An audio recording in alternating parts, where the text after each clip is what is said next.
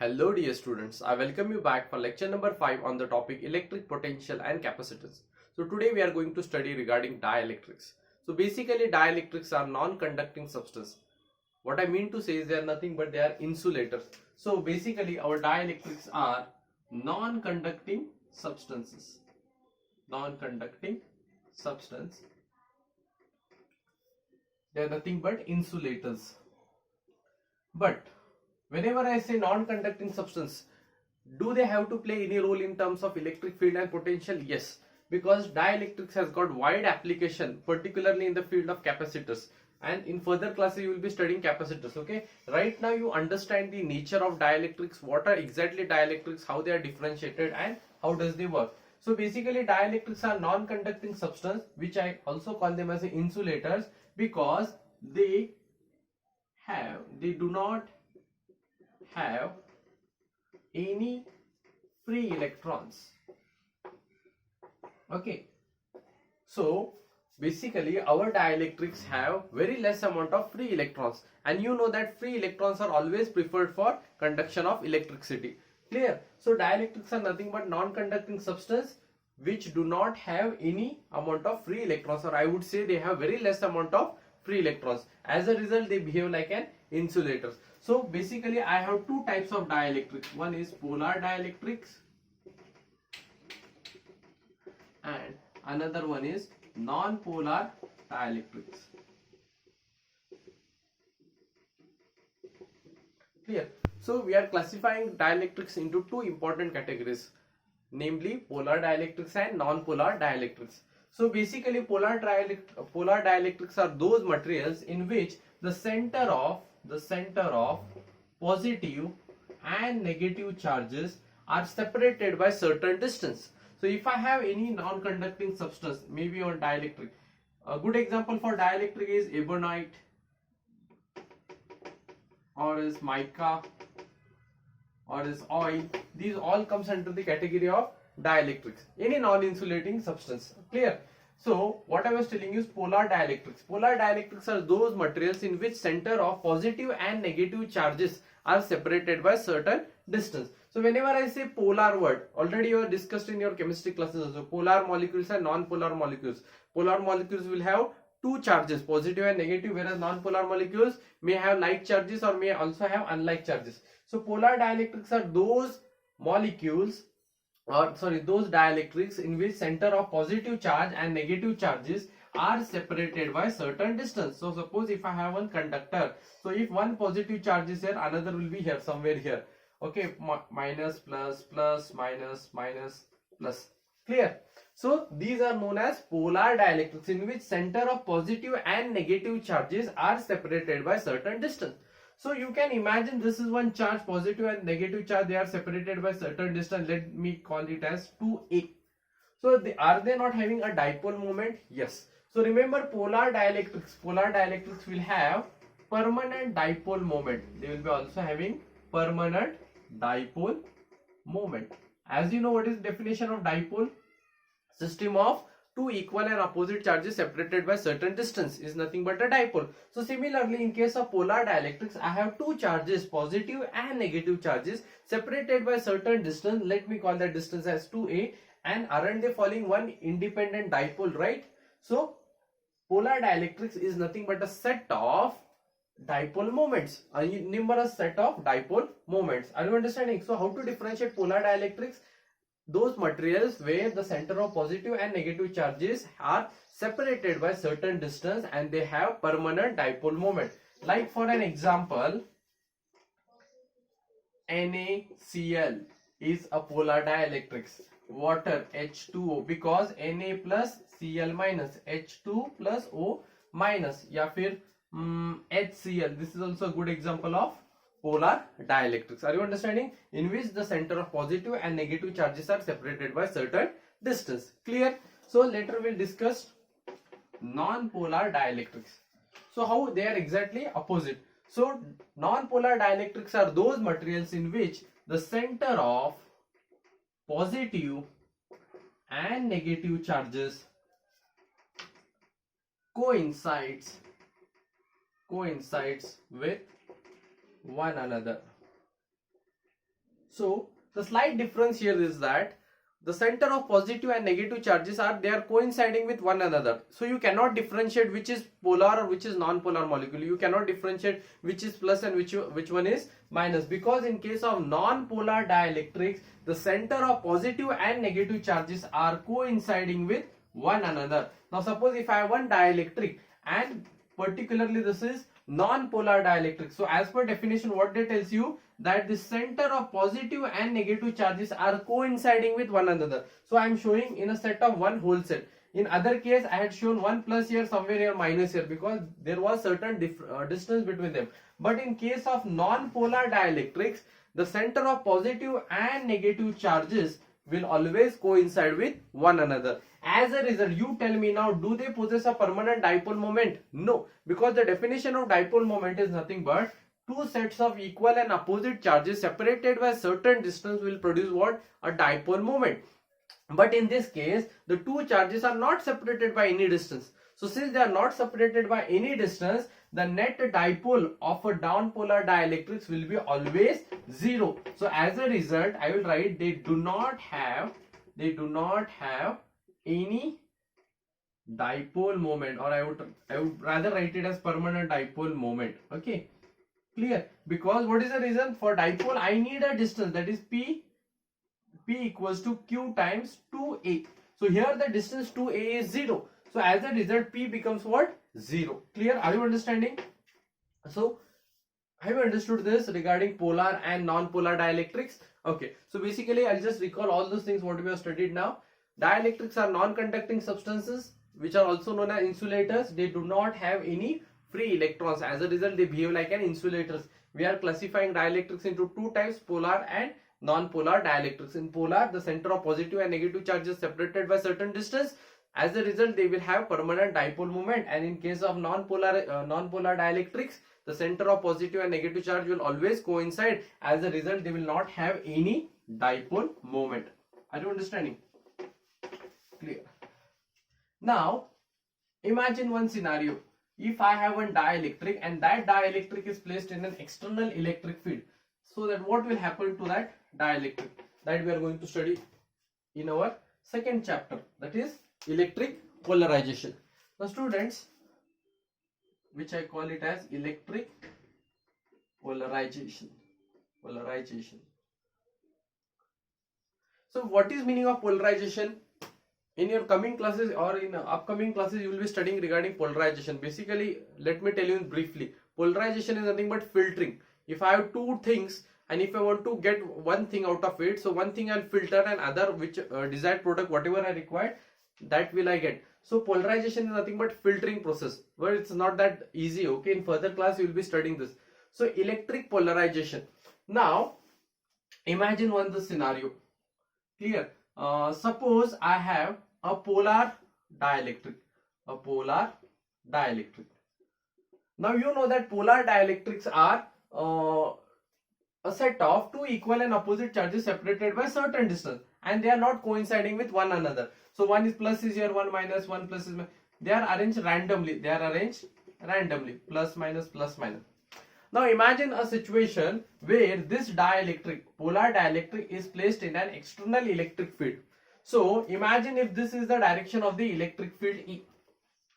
Clear? Are you understanding?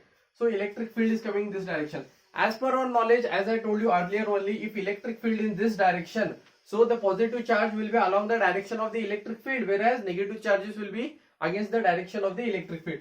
As a result, what is going to happen is, that's what I had studied. I had told you in earlier classes also. So if imagine if the electric field is in this direction, all the negative charges will tend to go in this direction and positive charge will align in this direction. Clear? Negative, positive, negative, positive, negative and positive. Are you understanding, students? See here, electric field is in this direction, right? And as a result, electric field is always taken as positive quantity. And as a result, the positive charges will be aligned along the direction of the electric field, whereas the electrons will be aligned in the direction of the opposite to the direction of the electric field. As a result, I get one proper alignment of the charges, whereas negative charges are aligned on the left side and positive charges are aligned on the extreme right hand side. Are you understanding? This process continues depending upon the magnitude of the electric field. Okay, you might be wondering that why some of the charges have become empty here. There might be certain charges, but the amount of charges left here depends upon the magnitude of the electric field. If the stronger is the electric field, all the charges will coincide. I mean, all the charges will align at the extreme left corner, and positive charges will be aligned at the left extreme right corner. As a result, the electric field at this space will be 0. Clear? And the charges will reside on the surface of the conductor. So whenever now the charges are being getting displaced, clear? So here will be the induced electric field in this direction, and this was the net electric field. Clear?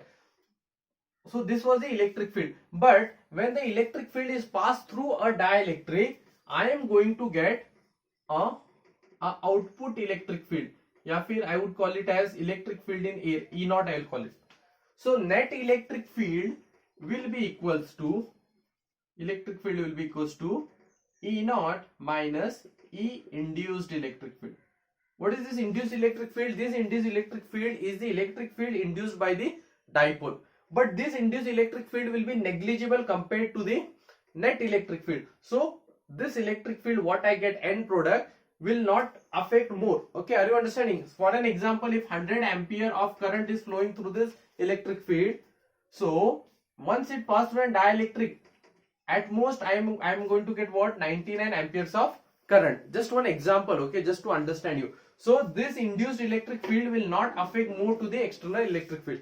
Now you observe one beautiful thing here is, initially the positive and negative charges were randomly arranged. But once you apply an external electric field, all the positive charges have come to one side and all the negative charges have come to one side. So they are properly aligned.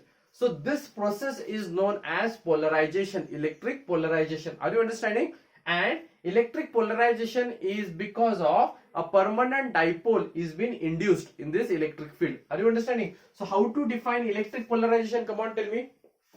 When a dielectric is placed, when a dielectric is placed in an external electric field, a dipole moment is induced into a dielectric, and it is known as polarization, or else I would call it as electric polarization. Are you understanding? So now the dielectric is said to be polarized, or I would say now the dielectric is said to be polarized. Clear? Are you understanding, students? So whenever you place a dielectric in an external electric field, you are going to find that the positive charges and negative charges, they get separated by certain distance. As a result, the negative charges will be at the one corner and positive charges will be at one corner. As a result, I am going to get a beautiful arrangement of the charges, properly arrangement of the negative charges in one corner and properly arrangement of positive charges on the another corner, I mean on the surface of the conductor. This arrangement will produce what? A dipole moment, and as a result, now I call it as dielectric is said to be now polarized. Initially it was scrambled, all the positive, all the negative charges were randomly arranged, but once I placed an external electric field, you find that some of the charges have, some of the negative charges have resided at the one corner of the conductor and another at the another corner of the conductor.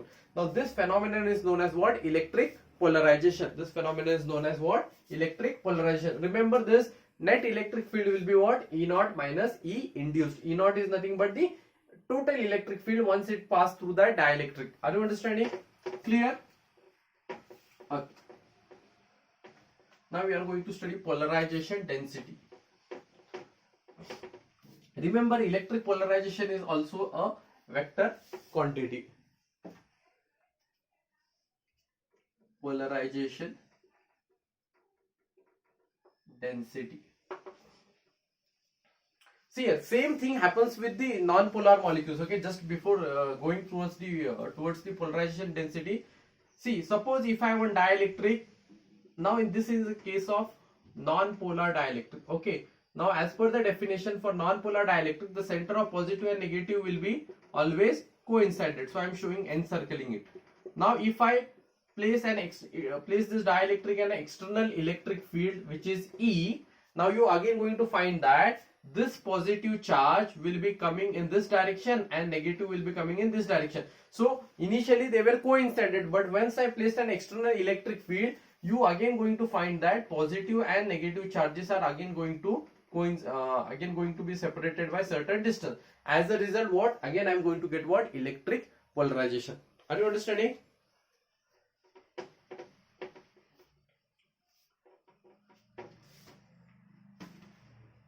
Okay, so polarization density is nothing but dipole moment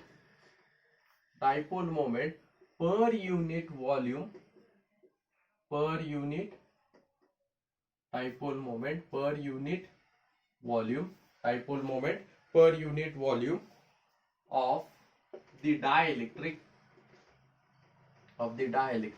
is known as polarization density. One of the easiest definition. Okay, so dipole moment per unit volume of the dielectric is known as what? Polarization density. So dipole moment per unit volume. Now you know that again. So whatever dipole moment I am getting, it is because of the external electric field. Are you understanding? So in how much volume I am getting that electric field, that will give me what? Polarization density. I can write it as this polarization is directly proportional to the electric field. Yes or no? Which both are vector quantity. Clear? Imagine two scenarios. Okay, I have one dielectric, both are polar molecules, plus minus minus plus, randomly arranged. Okay, plus minus minus minus plus minus plus. Now this is dielectric A and this is dielectric B. Now this dielectric field is being induced in an external electric field of 10 ampere and this dielectric is induced in an electric field of 1 ampere.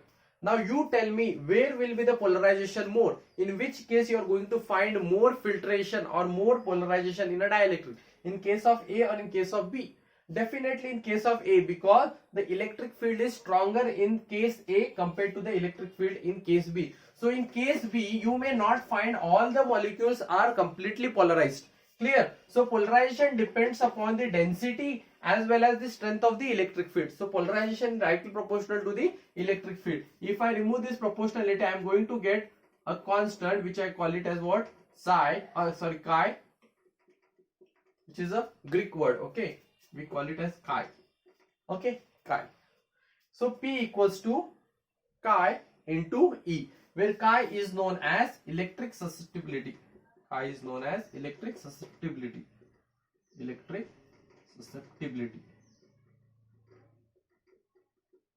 Clear? So chi is a constant which is a ratio of P by E. Are you understanding? Clear? Okay. So this is all about dielectrics and the types of dielectric and the electric polarization. One of the easiest concept. Okay. And the applications of the dielectric you are going to study in the further videos. Okay. Once we start the topic capacitors. Okay. I hope you followed this today's video. Okay. Thank you.